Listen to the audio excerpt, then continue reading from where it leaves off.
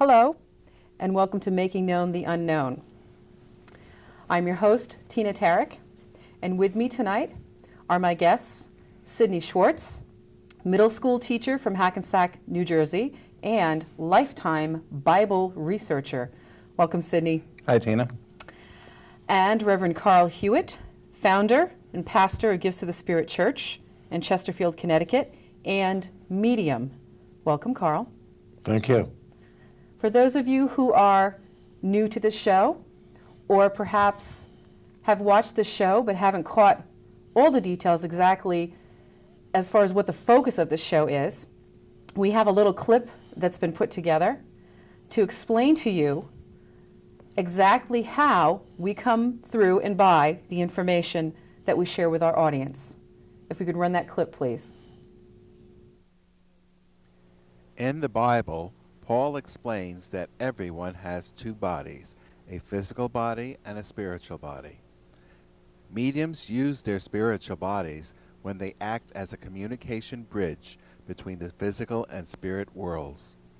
As a spirit speaks, mediums hear the information using the ears of their spiritual bodies, then repeat the information to other physical people. Mediumship is synonymous with the biblical term, gifts of the Spirit. The focus of our show, Making Known the Unknown, is to provide knowledge through the use of Reverend Hewitt's mediumship and Sidney Schwartz's research. The Bible contains the history of psychic events, along with man-made doctrines created by priests centuries ago.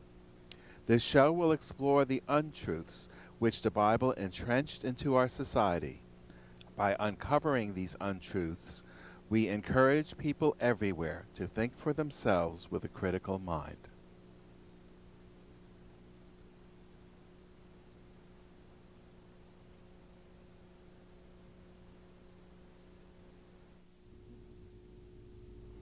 Okay, and with that, the topic for today's show is called The Accomplishments of Religion. I know that sounds like an intriguing title for those of you out there, and we intend to keep you going with this show. And what I'd first like to start off with is a piece of literature here that reflects something that went on this past week. I'll call it current events. And it had to do with a young man by the name of Tarryk, who, for those of you who don't know, was captured after a 5-year hunt in North Carolina, and he was labeled as what the tabloids and the newspapers are calling him a Christian terrorist. And evidently, Mr. Rudolph, based on his religion, had committed several terrorist-like acts in the United States. And I thought that this would be an interesting person to start talking about with respect to the title of our show, Accomplishments of Religion. And with that, I'm going to turn this over to Sidney Schwartz to get his view and actually his experience with respect to what he's learned about religions and what different religions seem to communicate to different people. And we're going to try to keep coming back and tying it to this young man and what happened recently. Sidney.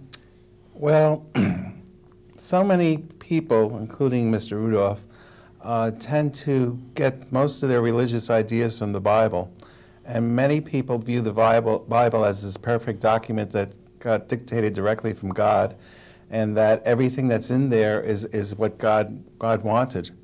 And this actually this whole concept really is not true at all, because researchers have gone into the writing of the Old Testament, for example, and they've determined that different groups of people contributed to the writing of the Bible. It's almost as if it was an act of Congress. You know, when a bill's created, the House of Representatives writes a bill, and then the Senate writes a bill, and very often they say two different things, and then they have to go into the special committee room where they kind of have to make this compromise. And the Bible was the same way. There were many different groups. One group was the Elohists, and they thought that Elohim was God. Another group was the Yahwists, when they thought Yahweh or Jehovah was God. The priests had their own codes that they wrote into it, and then there was a group called the Deuteronomists that were involved with the group of Deuteronomy. And there are scholars who have gone and through the whole Old Testament, at least the first 5 books of the Bible, and have decided which group wrote that particular part. And in some cases, there's compromise where they say that Elohim Yahweh created something. So in other words, they took both names and put it together. So, but for many people, they don't realize this. They think this all came from one entity in the spirit world.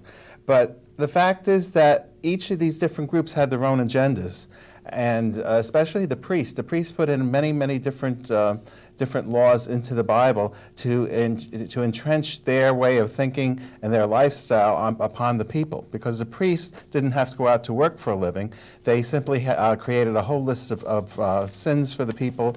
And when they committed the sin, they have to bring a lamb or a dove and sacrifice it. And the priest got to eat the meat while the sinner just went home, supposedly absolved from his sins. And why would a God who created the whole universe need meat? Why would he be hungry? He could create his own food if he wanted it. He didn't need food from the human beings. Jeremiah in chapter 7 of the book of Jeremiah specifically states that God did not order these sacrifices, that it was a priest that did it, and that he wanted them to listen to the prophets or the mediums and listen to his word. So what we're getting to here is that some people who have this mistaken view of the Bible and think that it's a perfect document directly from God will go in there and find certain verses in the Bible that were put there by the priests for their own motivations and claim that and try to uplift and carry out that kind of work. It's almost like they're feeling like by eliminating certain people, they are doing God a favor. Because it says in the book that God doesn't like this particular person for one reason or another, and this is what this is coming down to. So let me just interrupt here a little bit. So this man, with respect to his religion and whatever version of the Bible or whatever interpretation of the Bible his religion went by, felt justified in doing the acts of terrorism, if you will, that he did, like bombing an abortion clinic, right, or possibly a gay bar. Yes. Because his religion made it clear. The Bible clearly states that homosexuality is an abomination, and that those people should be killed. It says it in there. Now, that's what it says in English, and the King James Version, which I assume most Christians go by the King James Version. However, if they went to the Hebrew and read what it says, it would say that it's not an abomination, it's toiva. Toiva means something that's idolatrous, that's pagan.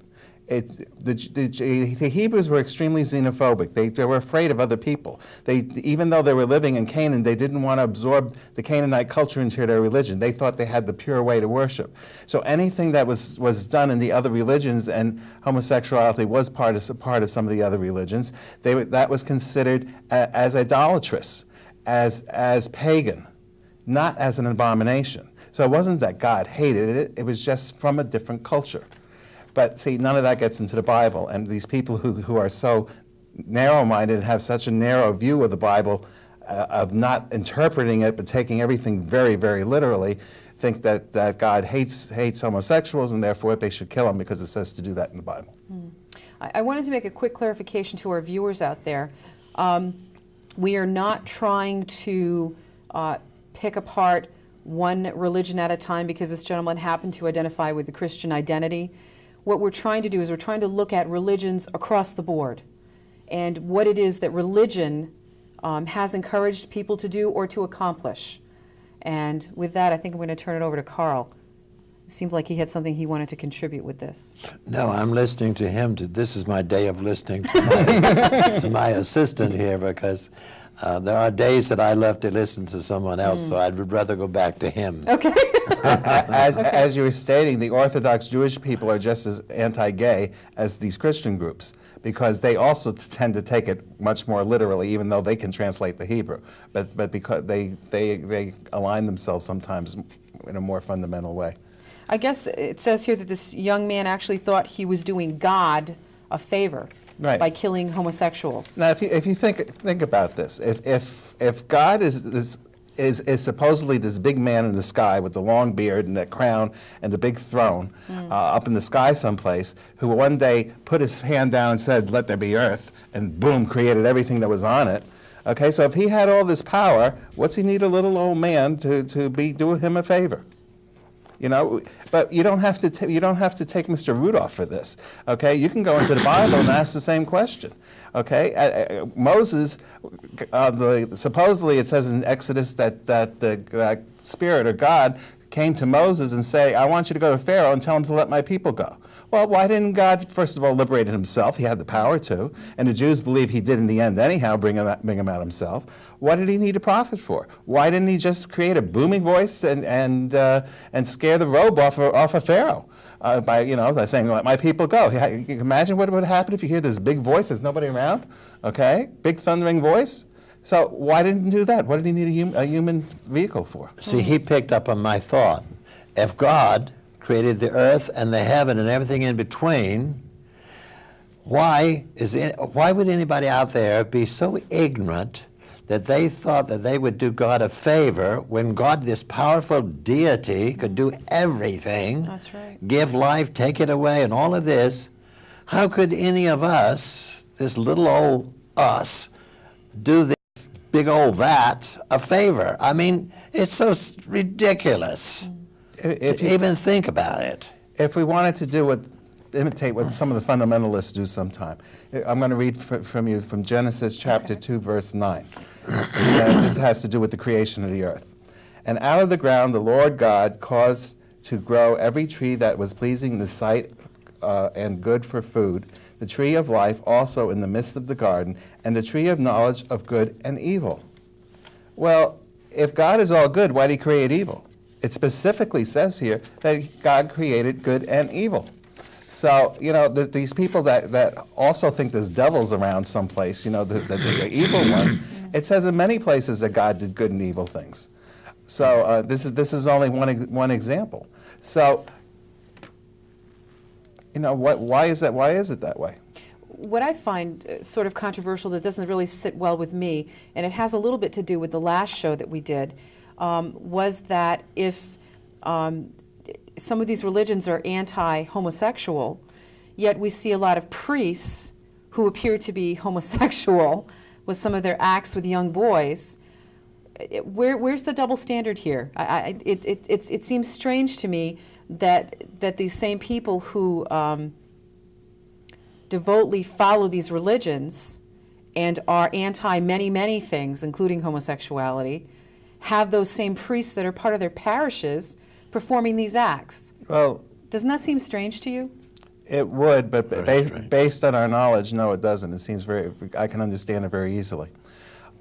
Basically, we've talked many times on the show about a soul memory, and that people have these experiences in their soul from past lives that come forward.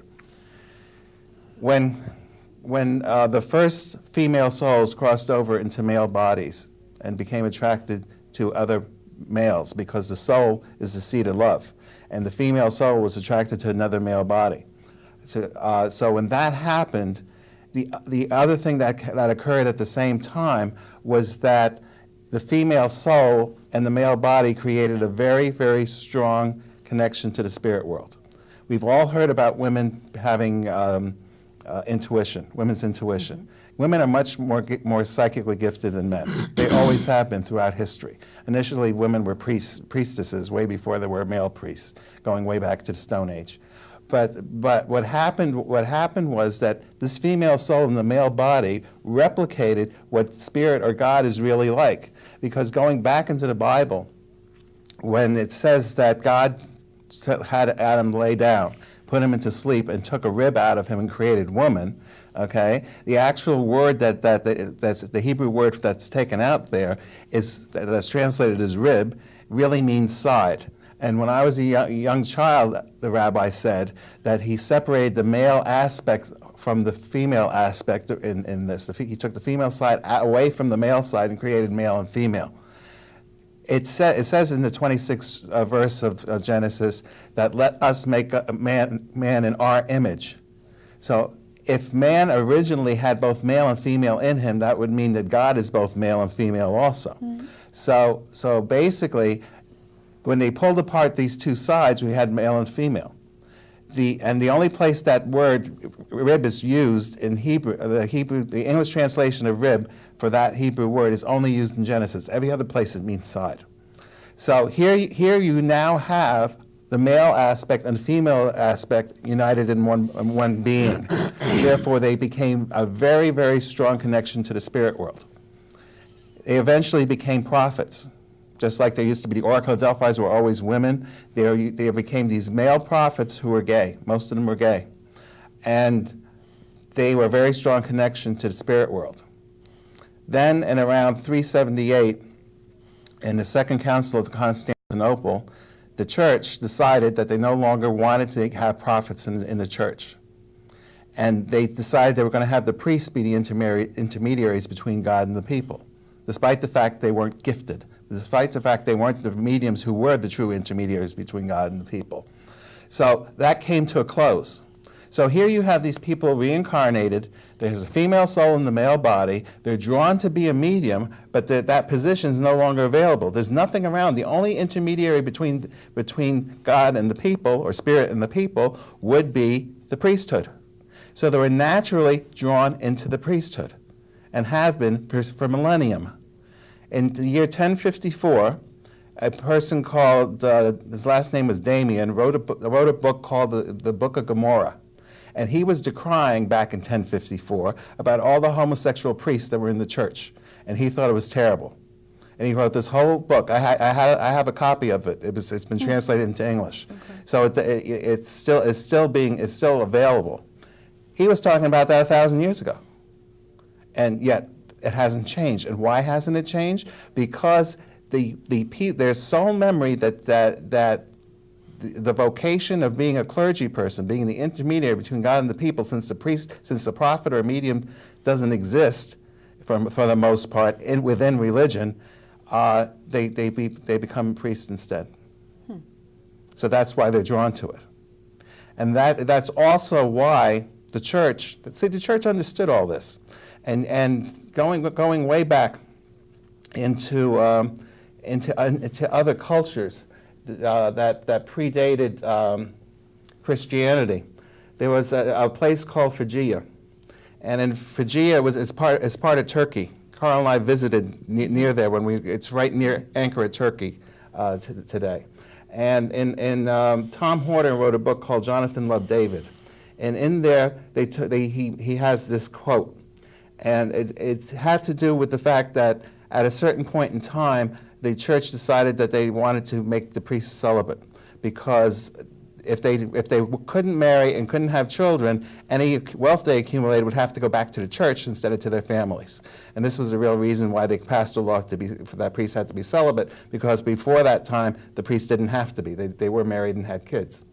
So this quote says, how closely the whole psychological process depended upon the suppression of sexual desire is shown by the preoccupation of the early Christians with the subject of castration.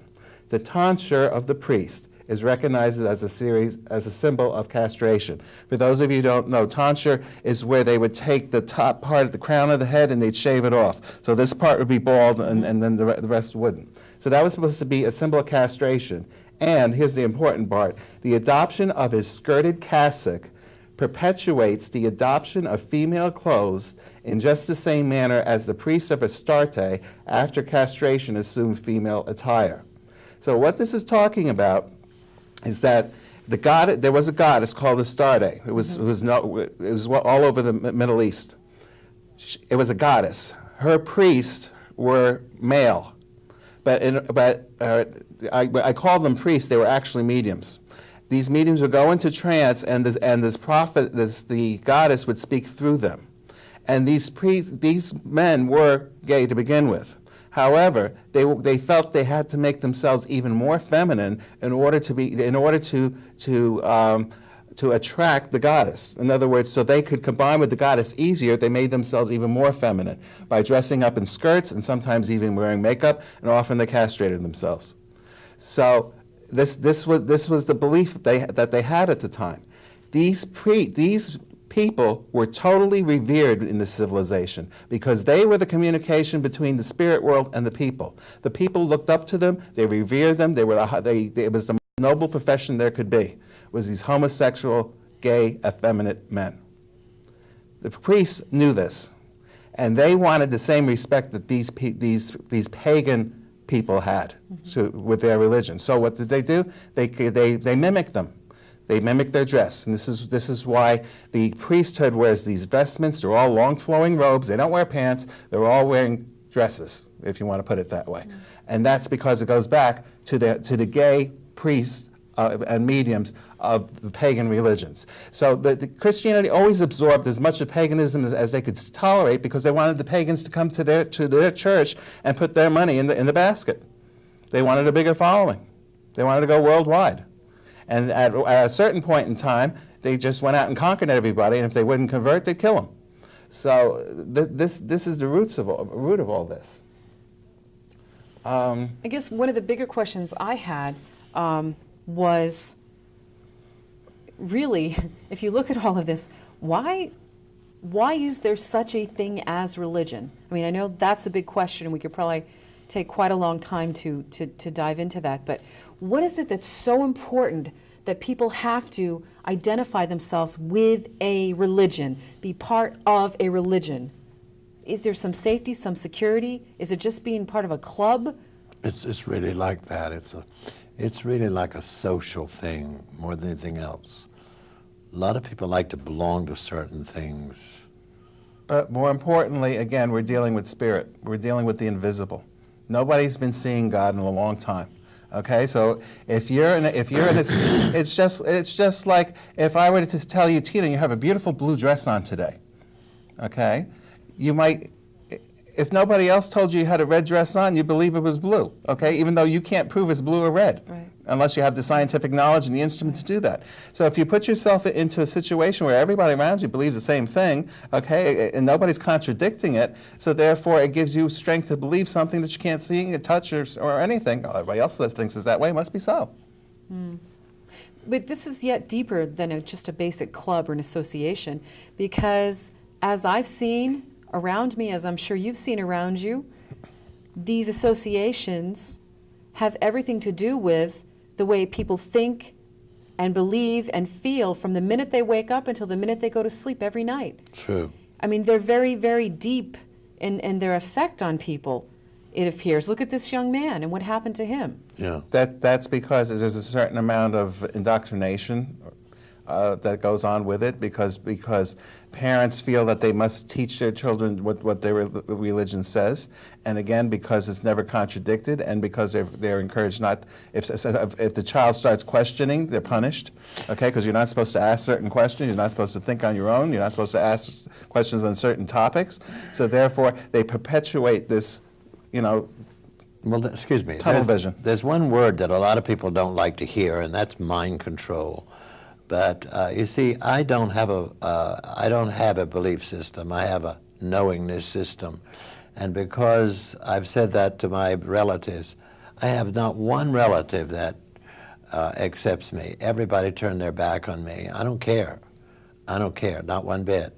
And when this entity started talking to me years ago, and he finally told me verbally who he was, and I said, "Yeah, I'm Abraham Lincoln," and I went along with that remark for a long time.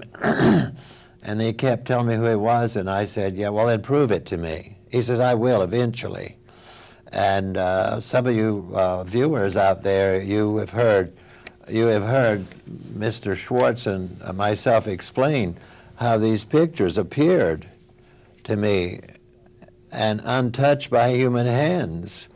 And Carl, would you explain to our viewers who may not be familiar with these pictures, yes, who maybe haven't heard the episode? This picture right behind me here was the first picture that came through to prove to Sid and I who it really was, because Sidney was selected years ago, probably before I was born, that he would eventually cross my path.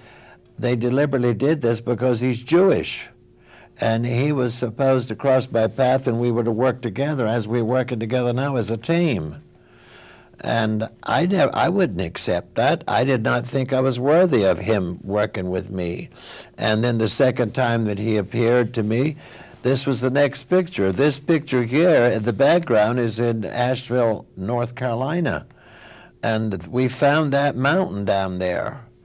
And he explained to me that this young man over here is a picture of the young man who died in the fall of 1950 in Korea. He was the artist. He was an artist before he went into service, and he was an artist over there. He did the painting. And I still didn't believe that that was him, but he brought in Judas, and Judas, the kiss of death. And so now I accept him 100%. And so I started, a lot of people were saying, well, who are you that he would communicate with you? So I get out the Bible and I said, look, here it says, and the voice of the Lord spoke to this person and this person and this person. And I said, so why not? Why not somebody over there talk to me? Why not? And so I've accepted this now. It doesn't bother me a bit. If anybody wants to scoff about it, well, that's their problem. I don't care. Now, Carl, you're not affiliated with any religion. I'm not affiliated with any religion. You don't worship Jesus as your Savior. No, because... So how do you expect people to believe that he came to talk to you? If a person wants to think about it, if they really think about it, it was his teachings of gifts of the Spirit. That is the part that would save a person if they understand the gifts of the Spirit. But a lot of people say they love him and they believe in him. So you ask them, what is it that you believe in? Do you just believe in him? That's a stupid thing to say. What is it that you believe? Do you believe in him and his gifts of the Spirit? Do you really believe the gifts of the Spirit? Do you understand the gifts of the Spirit? The gifts of the Spirit deals with psychic phenomena, and the word psychic means soul and mind. You mention the word psychic to some of these people and they run away from you. They think that's the devil's work. That's how ignorant they are. God, if I met some ignorant people, they don't even probably study this work. See, Jesus performed every one of the gifts of the Spirit that there was in biblical times. So he was a phenomenal medium. He's the only one in the Bible who performed every one of the gifts of the Spirit. So it's natural for him to seek out mediums to work through. He sought out Paul. Saul on the road to Damascus became his medium when he saw him clairvoyantly and heard clairaudiently what he had to say, and then Jesus taught through him, just like spirits teach through Reverend Hewitt. So it's natural for him to do this. A few years ago, I went through some very old magazines dealing with psychic phenomena, and there were pictures in there, again, of many different spirit people, and Jesus was among them. And he worked through that particular medium again because this is the work that he did when he was here on the earth plane trying to teach us. So I guess we could make a reference here back to the accomplishments of religion, and one of them could very well be to totally wipe out any connection with any type of mediumship with respect to Jesus or anyone in the spirit world. Arthur Findlay was a great researcher. He lived in the 1930s. He published a lot of books in the 1930s, and he talked about the psychic stream. Which is one of his books. It's over 1,000 pages and is a history of psychic phenomena going back from biblical times and ancient civilizations all the way up to the 1930s.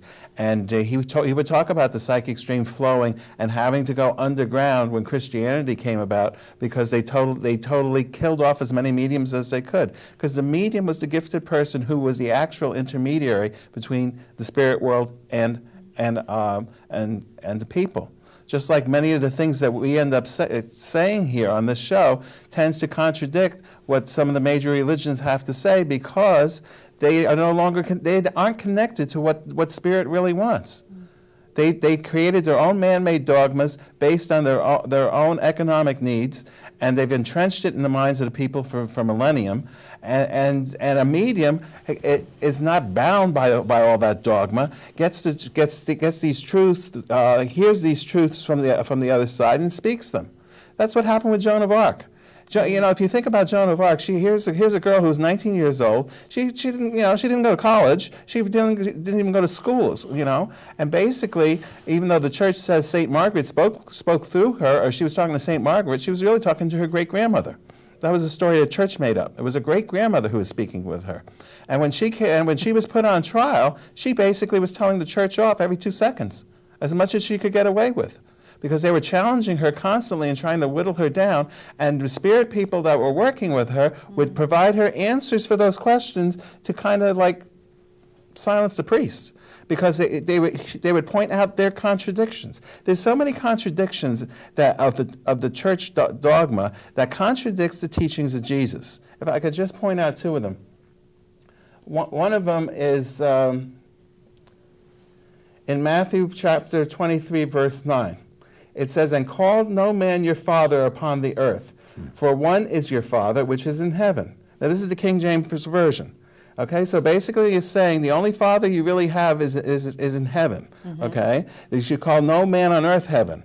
Well, there's so many people that go into a Catholic church and they talk about Father Dempsey or Father this one or Father that one. Okay, they call their priest Father, which is a direct contradiction of the teaching of Jesus. Yet Catholics will say they worship Jesus as their God, but they don't follow what he says. It's right in the Bible.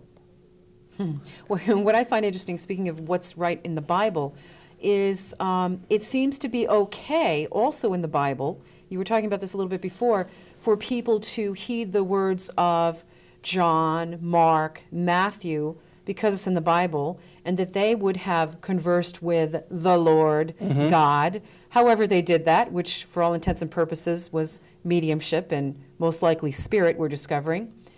Why wouldn't people believe the same thing as far as Carl speaking to spirit or speaking to Jesus or speaking to any entities, because his name's not in the Bible and he wasn't made a saint, perhaps? And at one of the early councils, I'm not sure if it was the Council of Nicaea or the Council of Constantinople, which happened about 50 years later, the church fathers declared that prophecy came to an end.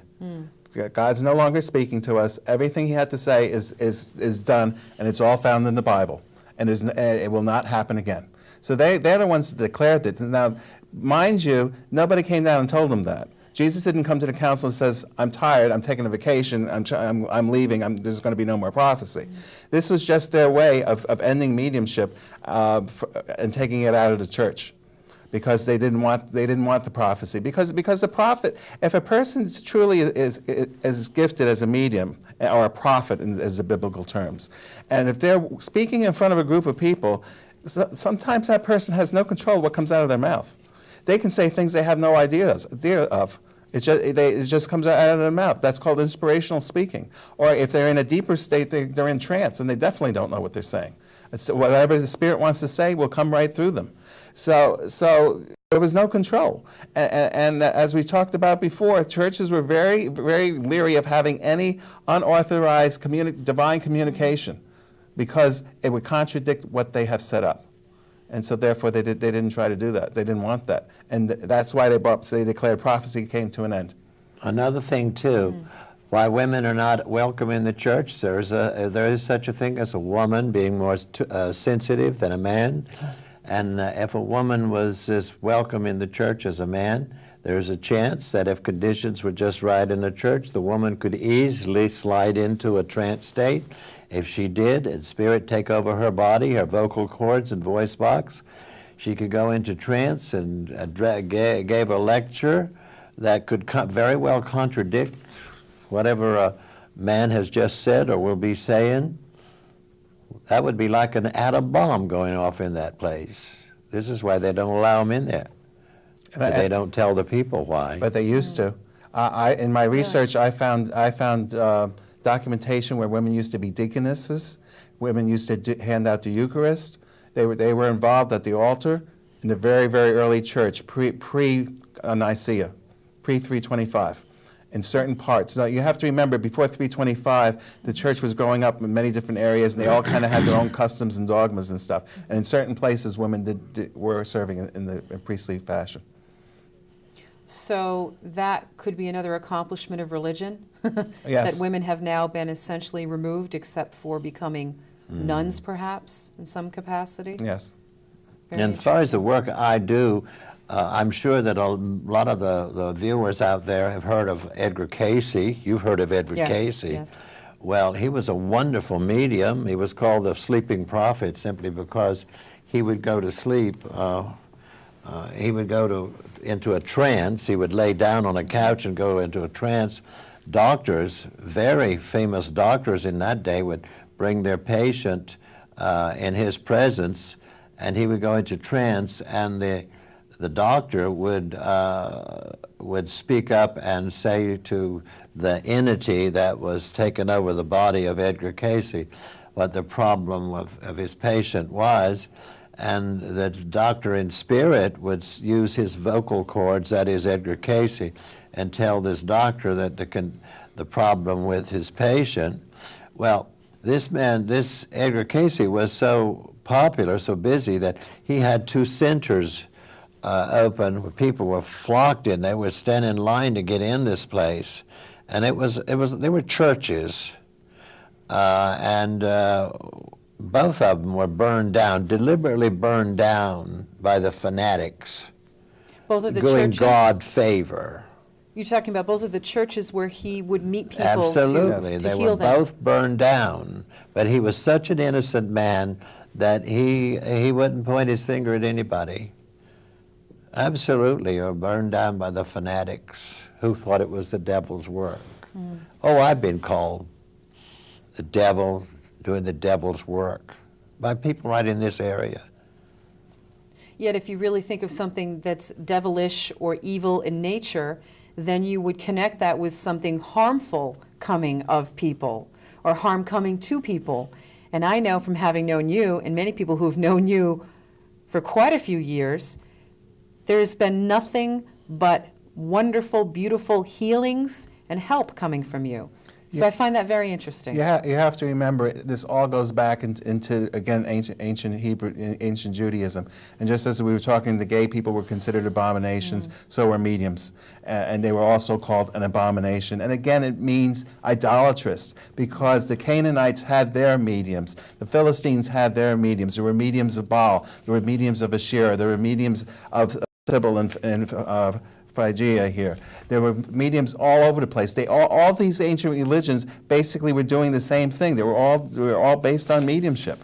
But because the Hebrews had this idea that they only wanted one God, and they only wanted people to be talking to that one God, they said that everybody else, all the competition, all the other gods were bad, evil. They would call the prophets, the priestesses, whores. They would take all the negative sexual connotation they can put upon them, just as a way to disparage them, to bring those people down and to raise theirs. Okay, and but it's all based in this word toiba. It really means that it's idolatrous. It's not our religion. That's all this is saying. But yet, King James, and as it so frequently does, mistranslates the Hebrew and said it's abomination. And of course, that's history since 1611, when that first came into being. Mediumship has been even before that. It was put into very negative terms. I also read somewhere, and maybe you could elaborate or clarify this for me, that through times of strife or war or battle, where countries or city-states, whatever you want to call them, didn't want their people to go at war. They wanted them to get along. They wanted them all to behave and work together. I also read someplace that, depending on who was in power at the time, that certain military leaders or rulers would institute religious order or institute religions as a way to keep the people controlled, make sure they behaved, and then it went too far. Well, that's what Christianity was all about. Okay. That's what Constantine was doing as the Council of Okay. Nicaea. Okay. He basically said to the Christian people, to the Christian priests that came there, look, he said, here's what's happening. He says, my empire is falling apart. It's falling into two camps, the Eastern camp and the Western camp. And he said, but I need a religion to unify everything. And he said, if you can't come up with, and get your doctrines in order, because as I said before, they were all very different. If you can't come up with one unified doctrine, there's this other religion called Mithraism. That's going to become the official religion. So he gave the Christianity the chance to get their act together, which they did at that council. And they passed all these laws and all these rules and everything else, and the Nicene Creed, and that became entrenched. But if they had failed, if they had bickered more than they had, and if they couldn't come to an agreement, they were going to lose out. So do you think it's really necessary that we have religious order or religions to keep people from beating each other up, hurting each other, doing horrible things to each other? Couldn't people just know right from wrong without having to be told all the time? In my opinion, if people knew the truth about the other world that we're going to go into when we die, if they really knew the truth about it, there would be no wars, there would be no guns, no bombs, none of this. We would live peacefully here. We really would. And the knowledge would become our passport into forever, because life continues. The moment that a person dies, the moment that this heart stops, it gives birth to the spirit body and we go on. There is no purgatory. There is no waiting place for somebody to judge us. That is a bunch of crap. I don't care what anyone says. I don't care what any religious leader says. I have talked to him. I have got the information down pat within my own soul. I've asked all the questions and I've got all the answers. I went to the horse's mouth. I did not go anywhere else because I refused to do any of the work unless I had the answers. And they can abuse me because there's a bunch of people right this minute listening to this program. There's 4 of them in a room right now in this town, city. I've got the answers and they don't have the answers, and they're burning right now because I'm saying what I'm saying. There is life everlasting. We don't need religions. We need the truth. Because when he said, know ye the truth, and the truth will set you free. We do not need armies or any of this military. We don't need any of this. Look at the wars that we've had. Look at what's going on over there. Look at what's happening all over the world. And when you go right down to the seed of all of this that's happening, there's a religion behind it. Look at the terrorists. They have been trained from the time they were 4 years old. What I find interesting, you mentioned terrorists, is that in this article, they were referring to this young man as a Christian terrorist. Yes. There were quite a few comments in this article that people had a hard time saying Christian and terrorist in the same phrase. They said it was an oxymoron. And I'm thinking they're a little too egocentric about Christianity being the one-all and the be-all of this entire planet. Because don't we very quickly, quite often hear Islamic terrorists? Yes. Wouldn't that be the same thing? Islamic terrorists, Christian terrorists? Yes. What's the difference? Yet somehow when it's being put upon the quote-unquote Christian world, they don't like it. They don't want to hear it. Well, you Well, know, Islam is a religion, isn't it? Is it not? yes, it is. If you went back in the history into the Crusades, the Christians were definitely terrorists because they went into the Islamic countries and they would take little babies and roast them and slaughter people. Blood was running in the streets. It was a horrific time. You go back, I came from North Carolina. You go back into North Carolina back in the 50s and 60s, there was a lot of terrorists down there then, because when I would go back to see my mother, how those people would follow me.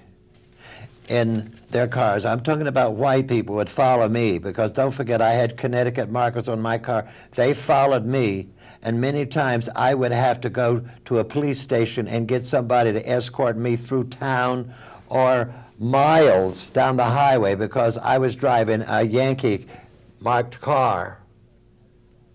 Those were terrorists. How sad. If you think about what the Klan used to do back in those days, That's right. to people, that's definitely terroristic actions. Based on fear, Absolutely. ignorance. Mm-hmm. And when they were having trouble down in Georgia and Alabama, Mississippi, I didn't even realize what was going on down there. When I went down to see my mother, I had to be escorted through many counties down there. I didn't realize what was going on. There were terrorists in my own home state. Christian terrorists. To go back to our discussion about religions, Reverend Hewitt's clairvoyant, so when he looks at a person, he can see the light around the person, which emanates from the soul. The soul is your God. It's a divine spark of God. It produces this light. Everyone's light's the same. Everyone has one. Everyone's part of the divine. And if everyone were clairvoyant and could see that light and understand its true meaning, then definitely people wouldn't be fighting each other and fighting wars and things. Never. Awan, the angel without a name who speaks with us, sometimes he's predicted that one of these days some scientist is going to accidentally make this kind of plastic, and when they hold it up, they're going to be able to see the auric field around the person. Really? Yes. And when that happens, and he'll know how what he did to cause that. And when this happens, everyone will be able to see the auric field, and maybe that will change things on this planet. Yeah. You talked about idolatry too, and there were a couple of things that I had picked up with some reading that I had done in the past. And the readings made a reference to people getting caught up in living in the shadow of the cross, was one expression, or feeding a stone Buddha. It's almost as if we've also become removed from anything human, that all these statues and symbols and idols, talking about idolatry, seem to have become also more important than people themselves. Well, the second commandment of the Ten Commandments, which Christians uphold so much, says you shall not make any graven images. You shouldn't have any statues. Okay? Yet some churches do. They're full of statues. And A1 has told us those were the training wheels to get people to look outside of themselves instead of inside for God. Jesus said the kingdom of God is within. Okay? He didn't say it's on a statue on the altar. Okay? But Christianity, or some Christian branches of Christianity, didn't want people to look within. They wanted to look without, because if they thought that God was outside of themselves, then you definitely needed an intermediary to get to God, and that was the priest. It almost seems like if you're fearful, you're ignorant, you just really don't get the truth, or aren't around people who can share that with you, that you seem to be a good target for just about any religion. It's like you can get sucked in so easily. Yes. And I'm really hoping that our viewers who watch this show, take notes, record the show, really to begin to think for themselves about this, because it's dangerous. And going back to Eric Rudolph, it's very dangerous. Look what happens when these seeds are cultivated in these religions. As Jesus told me to remind all of the people, whether it's on radio, or it's television, or books, remind them that they have a brain, they have a mind, use it. And there's one thing he told me to remind them, that if God wrote the 10 Commandments, he made a mistake. He should have wrote the 11th one. What's that? And the 11th one, which should have been, be careful with the man living down at the end of the street, the last house at the end of the street, because the man at the end of the street, don't fool around with him, he's the devil. Because he said, if God created the earth and the heaven and everything in between, he had to create the devil. He said, there is no such thing as the devil. getting the message across. You know, if you read the Bible very carefully about the Ten Commandments, it said that God delivered them himself, and the people heard the word of God. They heard God's voice. So here he had a captive audience, and he gave them 10 things to live for. If there was a devil, and he should have told them at that point, it was a perfect opportunity, hey guys, watch out for the devil. But he didn't do that, because the devil hadn't been created yet at that point in time. Yeah. He said it was the religion that created the devil. So the whole fear of being tempted to do bad or do wrong is baloney. He says it was created in June 325 at the Council of Nicaea. That's why we went there on the, when was that? A couple of years ago. Yeah.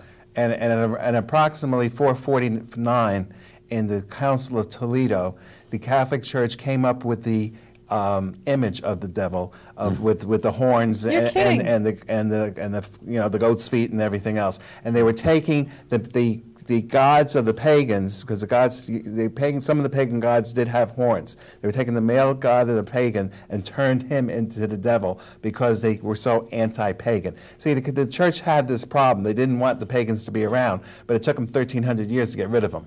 Okay, it didn't happen overnight like they thought it would. You know, it's funny.